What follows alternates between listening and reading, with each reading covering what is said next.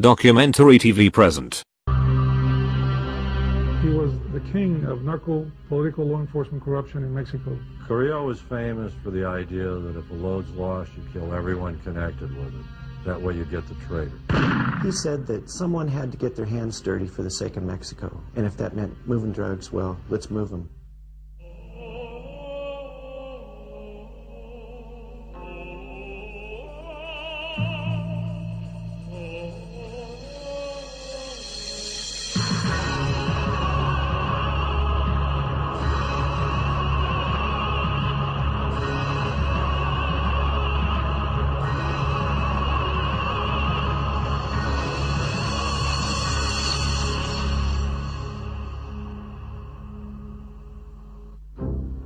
September 29th, 1989. It was the largest seizure of cocaine the world had ever seen. Over 21 tons with a potential street value in excess of $7 billion. Discovered in a warehouse in Sylmar, California. Boxes of the narcotic have been stacked 8 feet high alongside bags filled with over $10 million in cash. Investigators soon discovered that the drugs had entered the United States via the bridge that connects El Paso, Texas with the Mexican border community of Juarez. And while most law enforcement officials wouldn't learn his name for several more years, they were already experiencing the influence of a mysterious Mexican drug lord named Amado Carillo Fuentes. His rise to power and ultimate demise offers a rare glimpse into the narco-political underworld of Mexican organized crime.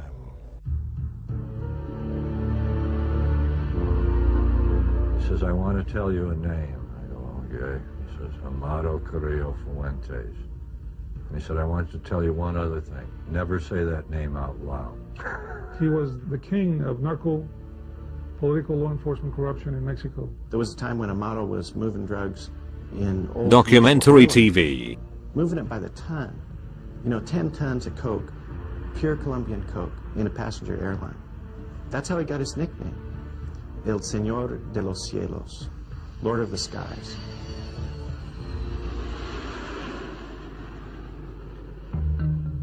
The 2,000-mile expanse of the Mexican-U.S. border has been attracting smugglers since before Prohibition, when men delivered whiskey to the thirsty patrons of Texas and Arizona. Marijuana was a drug of choice in the 30s. And after World War II, recovering GIs addicted to morphine created an enormous demand for heroin. For more than a century, Mexico's traficantes have catered to America's changing appetites. Smuggling activities are often coordinated from the state of Sinaloa, long recognized as Mexico's marijuana and heroin heartland. The U.S. Drug Enforcement Administration has even given the region a special nickname. A lot of the drug guys come out of that area. It's very poor, you know, it's a lot of ranchos. And so DEA calls it Jurassic Park, because that's where the prehistoric monsters come from.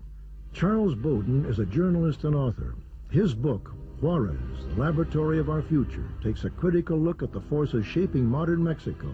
You have to understand, Sinaloa has always had a bandit culture, hereditary. It's, you know, an entire state with a Jesse James ethic.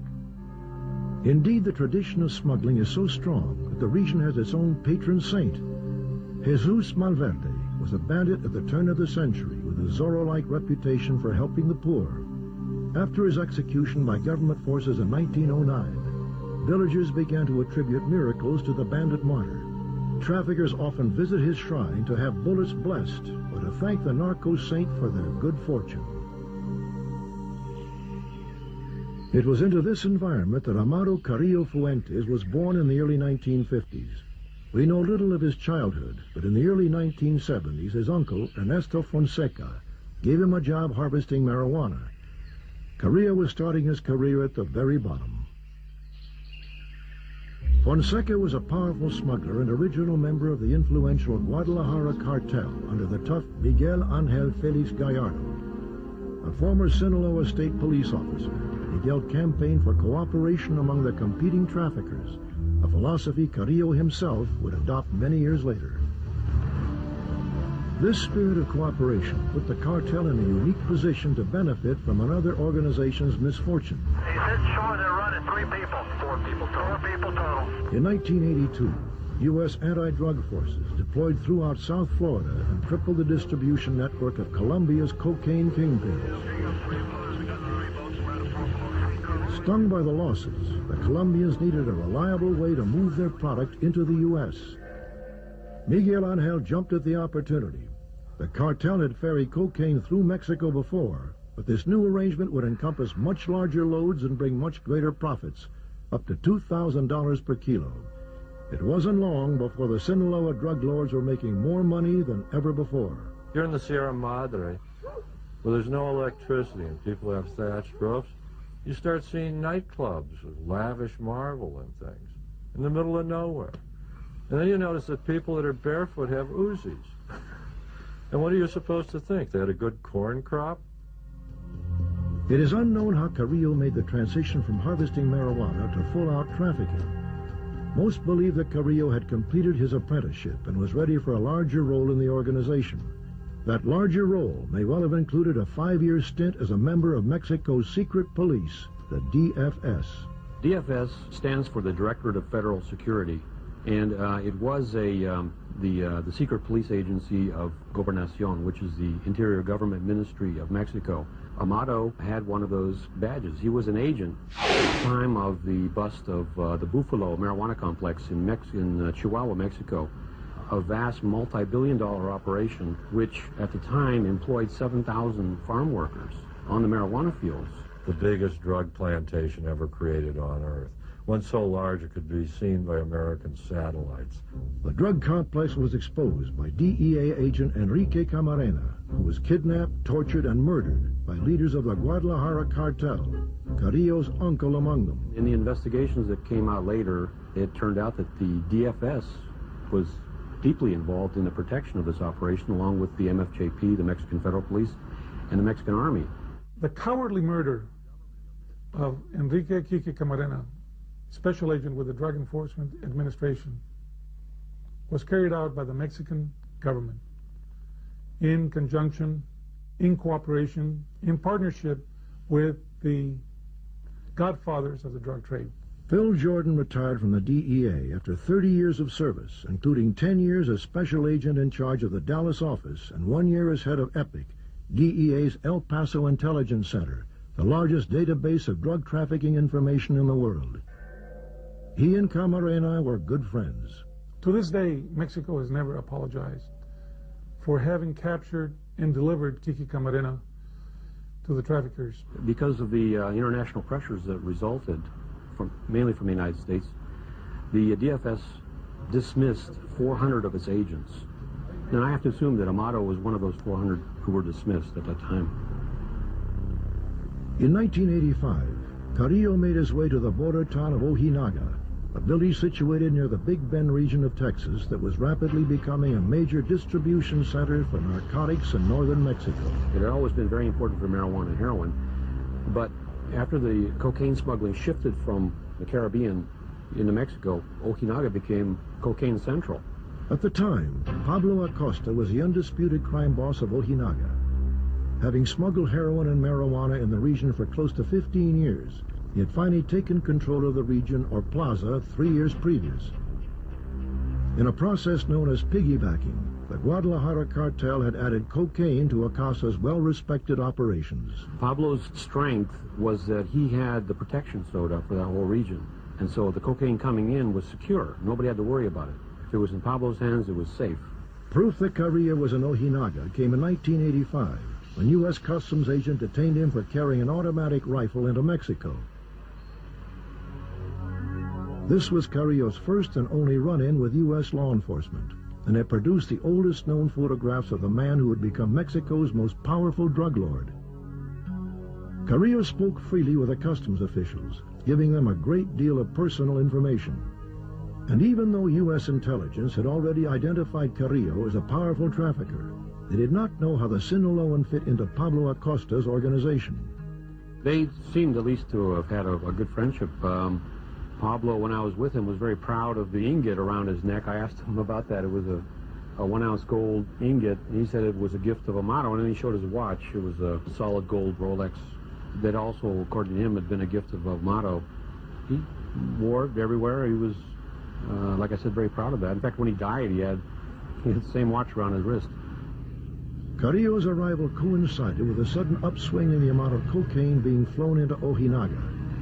Experts now believe that Carillo's role at the border was a dual one: to coordinate his uncle's Colombian shipments and to apprentice under one of Mexico's most experienced smugglers.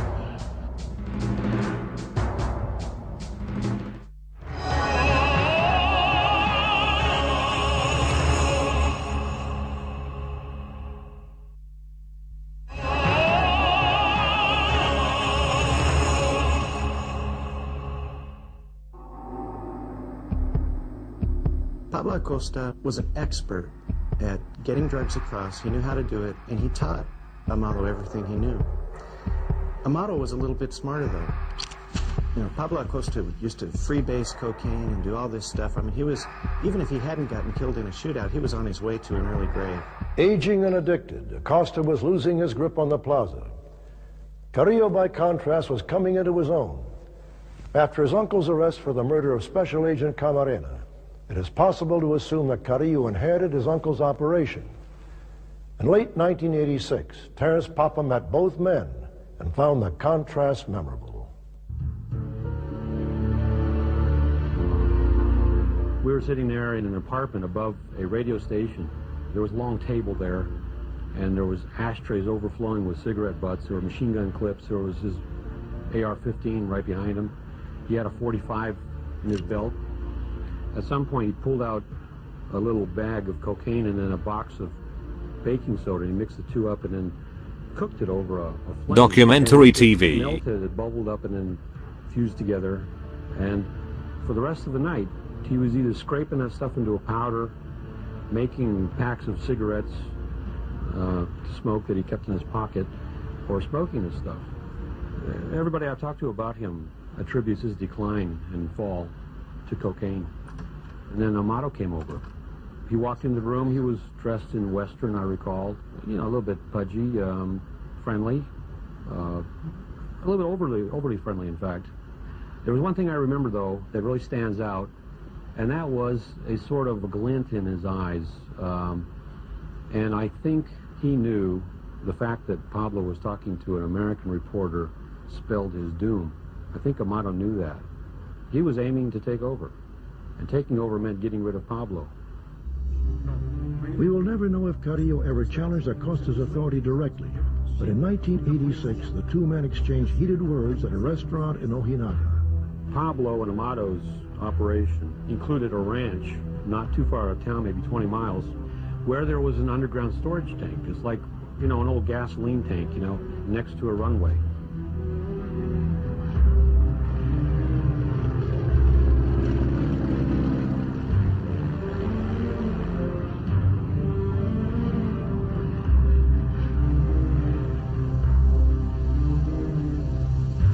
You know, they'd fly in turboprops of cocaine, 1,800-pound loads, and then offload it and bury it in a tank. And only the traffickers knew about this tank. Somehow or other, the DEA found out about this tank. Somehow or other, Amado found out that the DEA knew about it.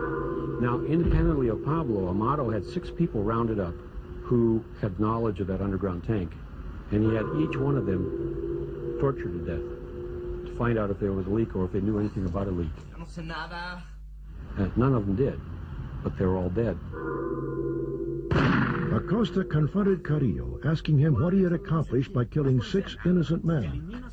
Carillo replied, coolly, Eliminas a todos, eliminas tu problema. it is better for 6 innocent men to die than for one guilty man to go unpunished. I think Amado learned some lessons from Pablo. He didn't learn the crack cocaine lesson very well because he appeared to do that for the rest of his career. But he did learn that the high profile had some real strong drawbacks. During his interview with Terrence Papa, Pablo had revealed part of the protection scheme unique to Mexico's organized crime groups, that in order to control the plaza, he had to make regular payments to both the Army and the Mexican Federal Police. As soon as the interview was published, the order came from Mexico City to arrest Pablo Acosta. For the next 5 months, they chased him all over Mexico. He ended up hiding out in a river village on the Rio Grande, and he was trapped in an adobe hut for about an hour. They had a hellacious gun battle, and he was killed. He refused to give up. When Acosta went on the lam, Carillo disappeared. Some believe he was involved in Acosta's death. I can't speak for the DEA. I can speak for the intelligence that was known, and the intelligence was that Amado Carillo Fuentes paid the Mexican Federal Police $1 million to have Pablo Acosta killed. Never have a high profile. Don't talk to reporters. Don't let anyone know your name. Kill people that publicize your name. Because that's what killed Acosta. He became too well known, thereby becoming an embarrassment to the Mexican government that employed him, which they did. The police and the government in Mexico get a cut of everything, including crime. So if you want to be a criminal, the head criminal, you have to establish that you're in charge of the plaza, that you represent the criminal element. Then you can go to the comandante and cut a deal. And the comandante will tell you, you can do anything you want, but if it gets to be trouble, I'm going to kill you, arrest you, jail you. But if that doesn't happen, you just give me my bite, and you can do business. That was the way the plaza system functioned. Over time, it was natural for individual plazas to band together into larger alliances. Carillo's original mentor, Miguel Angel Felix Gallardo, expanded his operations north of the border, forming the Tijuana cartel. Juan Garcia Abrego consolidated coastal smuggling with prohibition routes across the mountains to create the Gulf Cartel. The Juarez cartel was under the control of Rafael Aguilar Gallardo, a former commander of the DFS, Carillo's alma mater. It is from Juarez that Carillo resumed his air shipments from Colombia, mere days after Pablo Acosta's funeral. Aguilar's former role as a federal secret policeman gave him unique access to the workings of traffickers throughout the region, information he most likely turned to his advantage in growing his cartel's influence. It is believed that Aguilar had an existing cocaine deal with Colombia's Cali cartel before Carillo came to Juarez. Carillo's connection to the Median traffickers was a welcome addition to the business. Then in August of 1989, Carillo was arrested in Guadalajara, charged with trafficking for the Colombians. The military confiscated 6 of his aircraft, 4 of them jets. He was released a few months later. He was arrested, though. A photograph was taken of him that was distinctly different from the photograph taken of him in Ojinaga when he applied for a border crossing card. The only way that I could think of for a person to radically alter his appearance like that is through plastic surgery. Carillo was in prison when authorities discovered the 21 tons of cocaine in Silmar, California. It is likely that the young drug lord had helped transport the narcotics into northern Mexico. I was in charge of the El Paso office at the time that happened. We had an idea that there was a lot of narcotics coming across. We did not know the tonnage, which came all through the El Paso corridor. It was all through the Amado Carillo Fuentes' organization. DEA in an intercept heard a conversation between a known drug guy in L.A. and a drug guy in Colombia. And the Colombian said, they didn't get the other 20 tons, did they? Silmar terrified the American drug community because it blew the whistle on how big the volume of the traffic was. And secondly, because they took it down and it never affected the price of coke on the street. By the spring of 1990, Carillo was out of prison and the Juarez cartel was experiencing a period of relative calm. In contrast, western Mexico was becoming a war zone. Shortly after the arrest of Miguel Angel Felix Gallardo, the Tijuana cartel split. Joaquin El Chapo Guzman and Hector Luis Palma formed the rival Sinaloa cartel. Miguel Angel's nephews, the Arellano brothers, arranged the revenge murder of Palma's wife and children. The Sinaloa cartel retaliated by sending 40 armed gunmen to attack a discotheque where one of the Arellanos was partying. The bloodbath culminated in the 1993 assassination of Cardinal Juan Jesus Posadas Ocampo, killed in a firefight at the Guadalajara airport. What that killing did, it outraged Mexican society, and it showed just how brazen traffickers had become. It showed the horrible possibilities of Mexico becoming another Colombia. The Juarez cartel took tremendous advantage of this uncivil war. expanding their territory and offering asylum to several traffickers caught in the crossfire. Even the Colombians found themselves having to make compromises. When Carillo decided Mexicans wouldn't simply take a fee to ferry Colombian coke, but would move it for half the load. Because then when they took half the load, they started displacing Colombians in the United States in the distribution system. And that's when the roar of money hit Mexico. And that happened between 85 and 90, depending whose account and where. But the real architect was Amado Carillo. The kid had a head for business, even if he had a cold heart.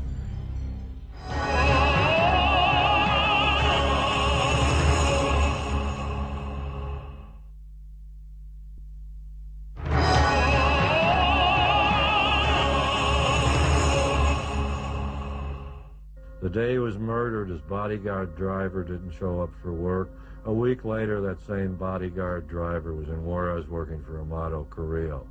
Therefore, it looks like Amado was behind killing Aguilar, and that's when Amado Carillo took over the plaza. What you have to understand is Juarez is not just another city. If you sit down and you open up a map of the United States, Juarez connects with major transportation arteries, railroad and interstate highways, in the soft underbelly of the Republic. It is the best location on land for a launching pad for drugs into North America, and is the most valuable thing to own. And Carillo then owned it. Carillo streamlined the operation almost immediately, bringing the loose-knit cartel into the modern corporate era. He used cargo planes and passenger jets to transport 10 to 15 tons of cocaine at a time. His pilots filed flight plans that blended the contraband into legitimate commercial air traffic. If the flights were detected at all, Mexico's anti-drug aircraft would be left breathing jet fuel.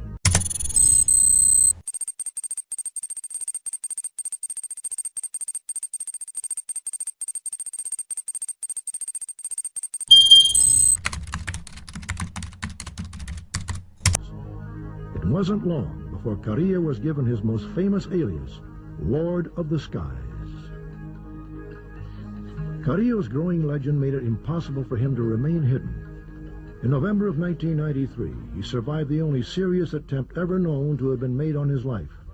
Amado Carillo and his wife and children were eating in the evening at a fish joint. Nice one.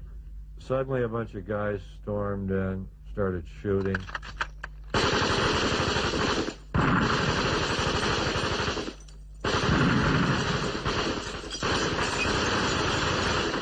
Carillo escaped. It's believed by DEA that the reason Carillo survived was he'd been careful enough that even his assassins didn't know what he looked like and shot the wrong man. It is still unknown who ordered the hit.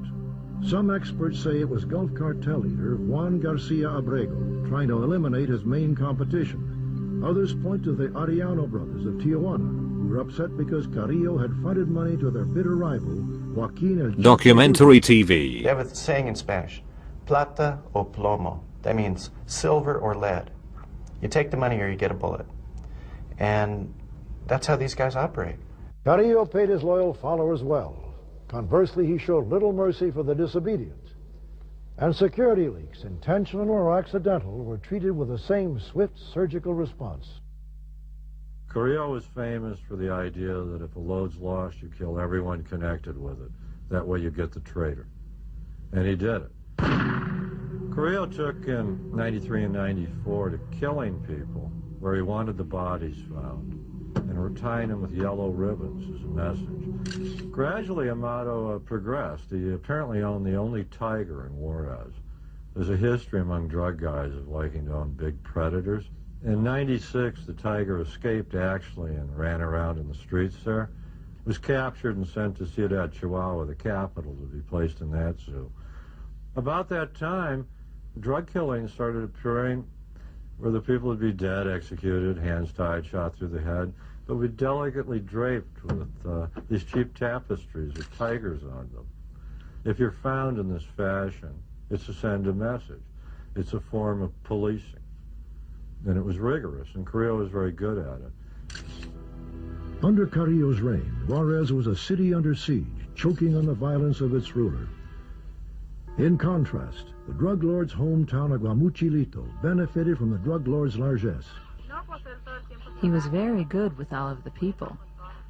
What did he do here, for example? The main thing he did was build the church. The locals there love him. For people who live in that area, poor farmers, he's money, he's wealth, and he's a father figure. In late December of 1994, the value of Mexico's currency on the open market plummeted. Like most drug traffickers, Carillo kept his fortune in U.S. dollars and soon found himself 30% richer. In 1995, however, events conspired to make Carillo's empire even more profitable.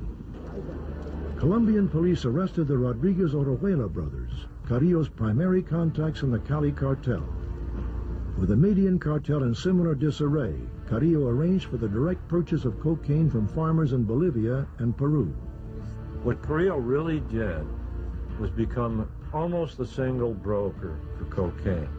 And he held 2 meetings with the other capos, heads of cartels, and here's the offer he made. I'll broker the cocaine and we don't fight over territory. And you just come to me, I'll sell it to you wholesale, I won't try and hog it, and then we just all have our little thing as far as distribution in the United States and we live at peace. Because Amado Carillo was smart enough to know that war is expensive and peace isn't. The Colombians recognized the threat for what it was.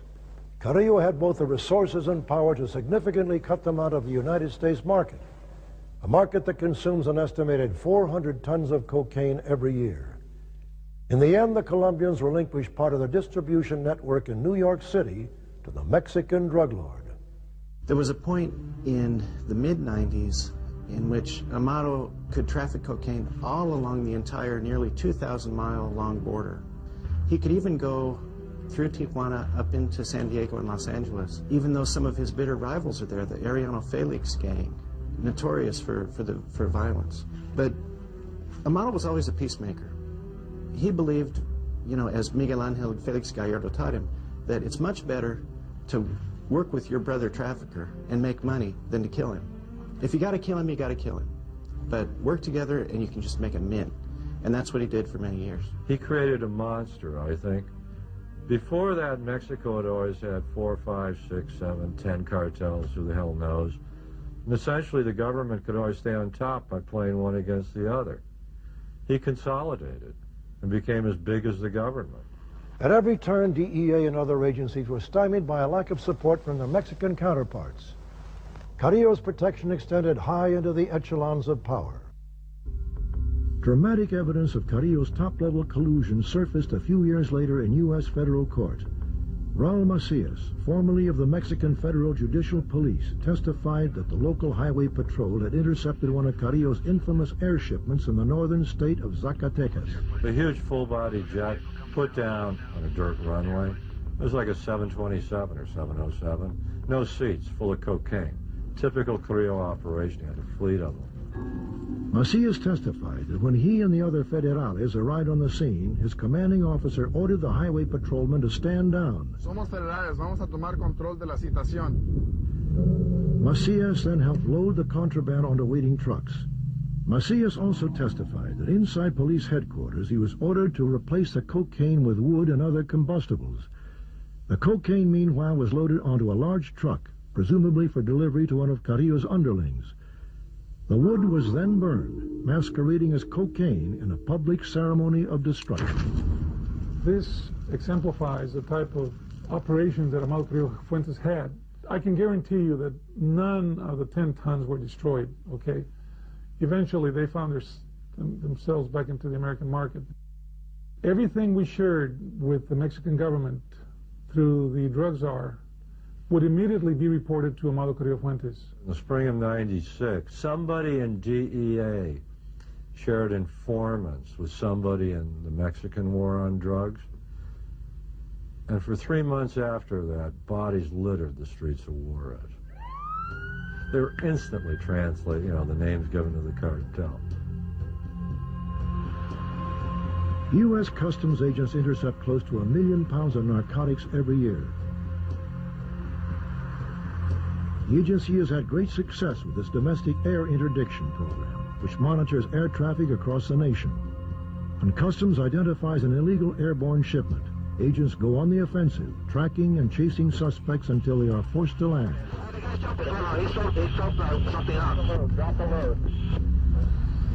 At the border crossings, gamma ray and backscatter X-ray imaging devices peer deep into the vehicles to expose expertly hidden narcotics. But even with the latest technologies employed to stem the flow of drugs into the United States, weak links remain. The border with the most traffic on Earth is the United States and Mexico. 250 million human beings cross it every year. There's no way to police it. U.S. Customs doesn't inspect 10% of the vehicles coming in. What that means is, if you just threw the dope in the trunk and said, the hell with it, 90% would get through. At the border, the odds favor the trafficker. When cocaine first enters Mexico, its wholesale price is approximately $2,000 per kilo, equal to about 2.2 pounds. By the time it reaches the border, that same cocaine is worth approximately $5,000. Once it crosses a border, the cocaine can fetch up to $20,000 wholesale with a street price that is potentially much higher. Even if you assume a remarkable confiscation rate of 50%, the cartel still clears 200 to 500% profit. And when you factor in the potential for corruption of U.S. officials, the odds improve even further. There's documentation, there's cases where inspectors have been paid up to $1 million to look the other way as a load of cocaine goes through the port. If you look at a checkpoint on the border and there's 30 guys working there, you'd have to be a fool to buy 30. You only need one. Just run it when he's on or she's on. You don't have to corrupt many. And I'll tell you what you do next then. To protect your boy, you throw that guy a load. You say there's a Buick coming through with 200 pounds of coke in the trunk. So he looks clean. That's done all the time. And it's because the money's too big in drugs. Drugs corrupts everything and everyone.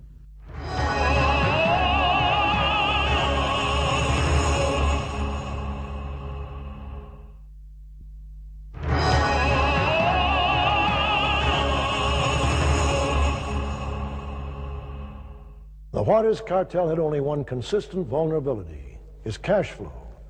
Until their gargantuan profits had been laundered into legitimate-looking dollars, Carillo couldn't touch them.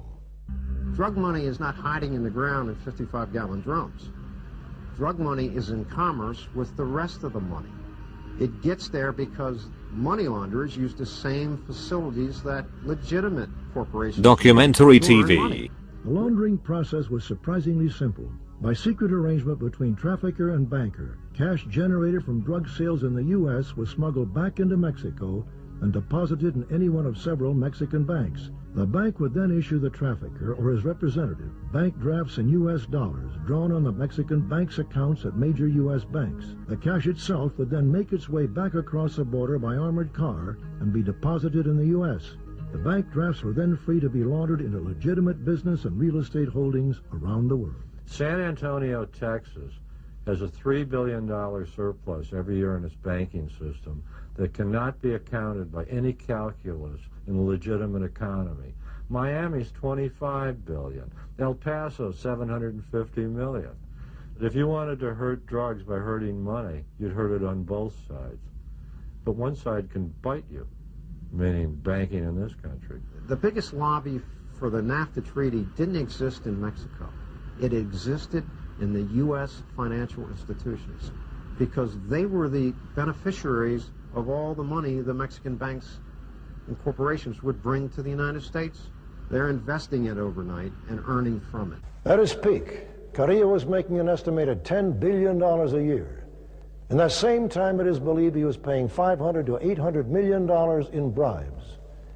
Having risen to the top of his profession, there is evidence that the Lord of the Skies was looking for a way out.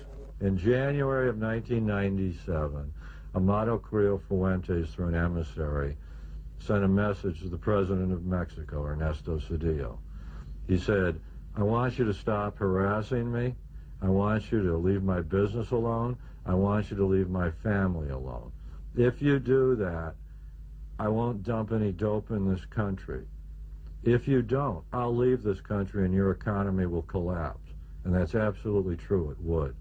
Because in 1997, Pemex was the biggest legal export petroleum in Mexico. It earned $7 to $8 billion a year. And in 1997, that same year, cocaine, marijuana, heroin was earning Mexico $30 to $32 billion.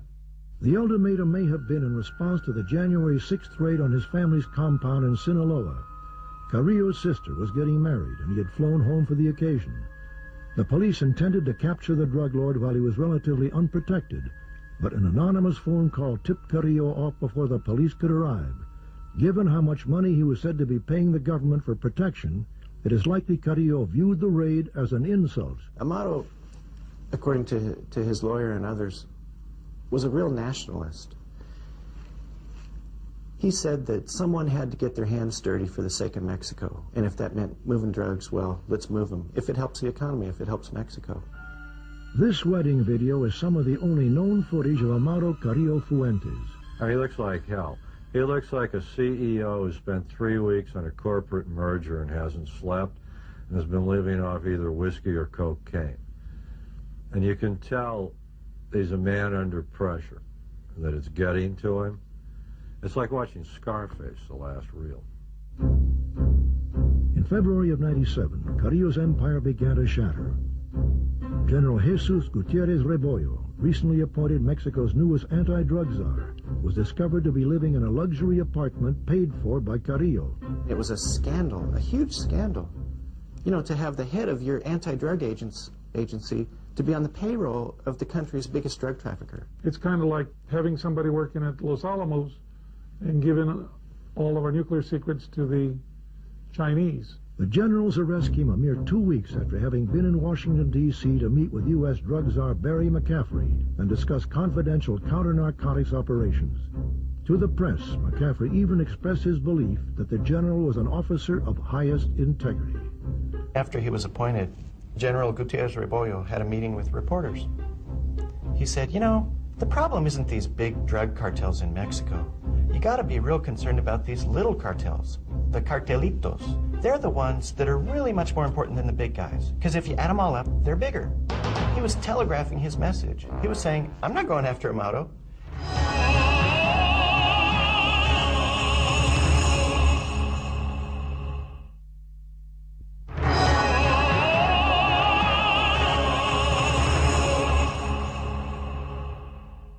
Every year, the United States scrutinizes cooperative anti-drug efforts around the world in a process known as certification. Countries that fail the review face trade penalties. The government and the media have unearthed new information confirming previous suspicions about the extent of narco-corruption within Mexican institutions.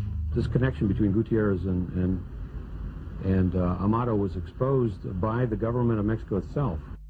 Mexico's failure to confront these cartels does not protect a single child on any street of any city in the United States of America. We stand by the decision, obviously, to have the United States certify Mexico, and we're very much opposed to the efforts in Congress to reverse that decision, because we don't see how it helps the United States to walk away from Mexico when both of us are together, working together in a fight in the drug wars. It's almost become a ritual now. Every time certification comes up in February, the Mexicans end up offering something, a sacrifice. It was a tremendous shock to all of us to have this General Officer Gutierrez Rebollo revealed, alleged to be a criminal. There's two things about certification I think everybody should know. One, it's a total fraud. It doesn't change anything in Mexico. And two, it's a preposterous action. The country that should be decertified is the United States, with 5% of the world's population and a nose that sucks up half the world's cocaine. It is just a damn lie to say the Mexicans are ruining our country with drugs. Any demand for drugs will create a market. The drugs will be here as long as we want to buy them. And if it's not the Mexicans, somebody else will bring them. But this is our problem, not theirs. After the general's arrest, Carillo went underground. During this time, he was reportedly seen in Cuba, in Europe, and as far away as Russia.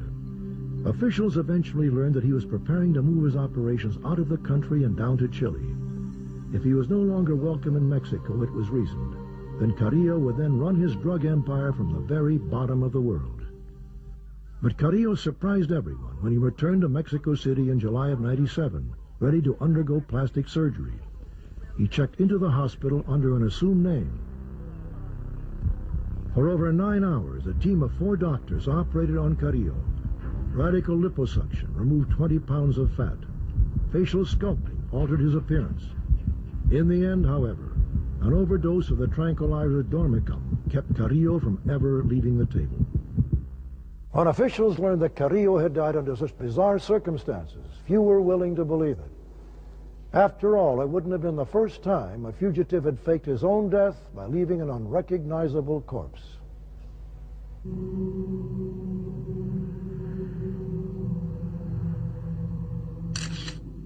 It so happens that the DEA, or the FBI, I'm not sure, but a couple of agents were allowed to take fingerprints of the body. And the comparison was made with the fingerprint, the thumbprint, of Amado's border crossing card that was issued to him in 1985. This allowed Thomas Constantine, who was DEA director at the time, to announce, even before the Mexicans did, that it was in fact Amado. And I think that's correct.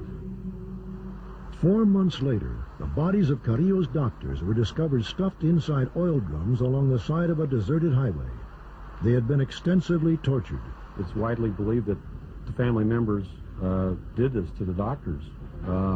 That's very likely. The family wanted to find out why Amado died, and so they tortured people to death to try to find out what the truth is. Through sources, know of a person who saw the body the night he died and said the sutures weren't even stitched. Well, plastic surgeons close the sutures. You're paying to not have scars. That's the whole idea, to change your appearance, which would suggest somebody deliberately killed him by injection. The question there is, who injected the chemical? You know, did the government kill him? Members of his own cartel, another cartel, American law enforcement, or the CIA? Mexican authorities are convinced it was murder, but they haven't offered any evidence. My theory is that he really did die under plastic surgery. Documentary TV. For at least 10 years. That has a tendency to degenerate your organs, your heart, your liver. What the truth is, probably the Carillo family, they're the only ones who will ever know.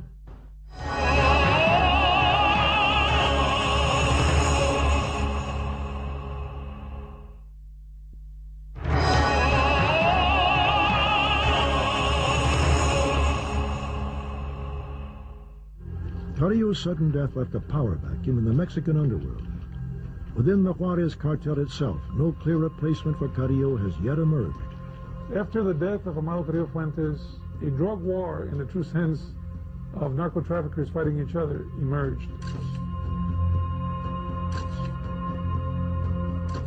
They like to say Mexico's been relatively quiet. The FBI figures there's been 1,000 drug murders in Mexico in the last 24 months. I think that's low. One of the emerging figures is a guy by the name of Juan José Esparragosa Moreno. His nickname is El Azul, blue, that means. He got that because his skin is so dark it resembles the blue-black sheen of a polished gun barrel. El Azul is one of the last old-time traffickers who really believes in peace and unity. And according to the FBI and DEA, he's back and he's big in the Juarez cartel. Frankly, I think when the new Amado arrives, we'll never know his name because he doesn't want to become dead like Amado. It has been said that if Amado Carillo Fuentes had been offered the presidency of Mexico, he would have considered it a demotion. And whether powerful drug lords hold sway over the Mexican government, or the Mexican government holds sway over the drug lords, in the end, the citizens of Mexico are left with the same familiar question. Plata o plomo? Silver or lead? Will they turn a blind eye to the corruption and complicity, or will they fight the Amado Carillo Fuenteses of the world? We have, in the past, won major battles, but we're still a long ways from winning the war. Amado Carillo died in July of 1997. I haven't run into a single American who says I can't find any coke and I can't afford it. Heroin's so damn cheap now people won't inject it. They just snort it. No, his death meant nothing. It was like the death of the head of General Motors. The Chevys just keep rolling off the line. that you have to give the devil his due. He built something durable. In Mexico, if you ask people about Amado Carillo, ordinary Joe Sixpack on the street is going to say, well, he's still alive. You know, there's such belief in his myth, his power, his legend, that some Mexicans think he couldn't be dead. He's the Lord of the Skies. He can't die. Documentary TV Plus. If you want a more documentary video, just subscribe on our channel.